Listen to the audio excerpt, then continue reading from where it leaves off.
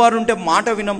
ఇంట్లోనే 75 సంవత్సరాలు వారితో ఉంటే ఏదైనా పని చెప్పాలంటే మనం సందేహిస్తుంటాం, ఏదైనా చెయ్యాలంటే సందేహిస్తుంటాం. కానీ మీరు అనొచ్చు, ఆ కాలంలో ఆరోగ్యం. ఎస్, ఆ కాలంలో ఆరోగ్యం. కానీ ఆయన సంతానం లేదు, ఆయన జీవితాలు ఫలించే వ్యక్తిగా ఆయన జీవించట్లేదు. కానీ దేవుడు ఆయన హృదయాన్ని చూశారు. దేవుడు ఆయన ఇచ్చిన పిలుపులో ఆయన చూపెట్టిన విధేయతని మన జీవితాల్లో గమనించాం.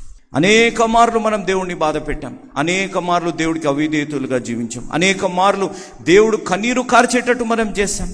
కానీ దేవుడిని కన్నీరు తుడిచే దేవుడుగానే ఉన్నారు, కానీ మీరు నేను కన్నీరు కార్చేటట్టు దేవుడు ఎప్పుడు చేయలేదు. ఆ కన్నీరు కార్చేటట్టు వచ్చిన అవి ఆనంద బాష్పాలుగానే ఉండేటట్టు దేవుడు చేశారు. కానీ ఎన్నడూ కూడా మనం దుఃఖపడిపోయి బాధలో ఉండిపోయేటట్టు, ఒంటరితనాన్ని అనుభవించేటట్టు దేవుడు ఎన్నడూ కూడా చేయలేదు అనేది గమనించాలి.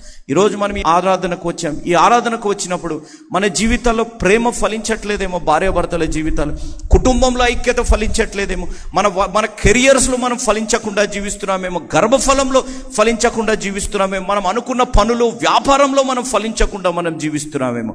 కానీ ఒక్కటి గుర్తుపెట్టుకోండి, దేవుడిపై మనం ఆధారపడి దేవుడికి విధేయులుగా మనం జీవిస్తే, ఆ విధేయతలో ఎన్నడూ కూడా ఏ అనుమానం లేకుండా మనం జీవిస్తే, దేవుడు తప్పనిసరిగా మన విధేయతని ఆశీర్వదించే దేవుడు అనేది మనం గమనించాలి. ఒక భక్తుడు అన్న మాట విధేయతలో అనుమానం అన్నది ఉంటే, కార్ స్టార్ట్ చేసి హ్యాండ్ బ్రేక్ వేసుకొని నడుపుతున్నట్టే, హ్యాండ్ బ్రేక్ వేసుకుంటే నడిపితే బండి వెళ్తున్నట్టు కనపడుతుంది, శబ్దం వస్తుంది, అదేదో లాగుతున్నట్టే ఉంటుంది అనేది గమనించాలి. కానీ మన జీవితాల్లో ఆలోచించవలసింది, విధేయతలో అనుమానము, విశ్వాసంలో అనుమానం లేకుండా మనం జీవిస్తే తప్పనిసరిగా దేవుడు మనల్ని ఆశీర్వదిస్తాడు. What you mean by faith?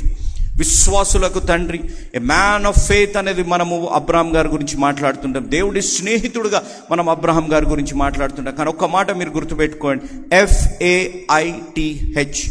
F అనగా ఫర్, ఏ అనగా ఆల్, ఐ అనగా అనగా FAIT అనగా ట్రస్ట్, హెచ్ అనగా హిమ్ అనేది మనం గమనించాలి. For all I trust him అనగా సమస్తములో నేను ఆయన యందు విశ్వాసం కలిగి జీవిస్తాను అనేది గమనించి, I trust him in everything I trust him. Faith అనే దానికి ఒక మాట నిర్వచనం ఏంటిదనగా, విశ్వాసం అనగా ఏంటిదనగా మనం చూడని దానిని మనం నమ్మి దేవుడి యందు విధేయత చూపెట్టడం.